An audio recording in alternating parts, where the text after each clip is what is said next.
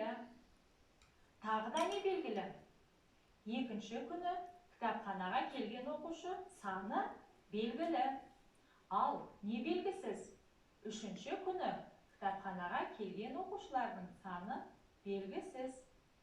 Олай болса, балалар, біз есептің сұрағына назар аударамыз.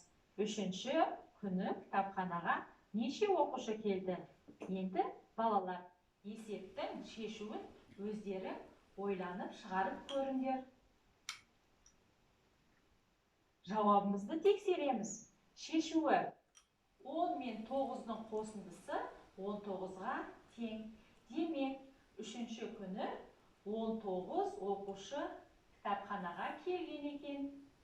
Сонымен, балалар, біз бүгін екі таңбалы сандарды разрядты қосылғыштардың қосындысы түрінде жіктеп үйрендік.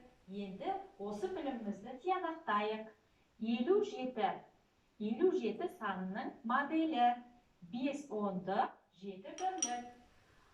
Демек, 50 мен 7-нің қосындысы 36. Моделі 3 онды 6 бірлік.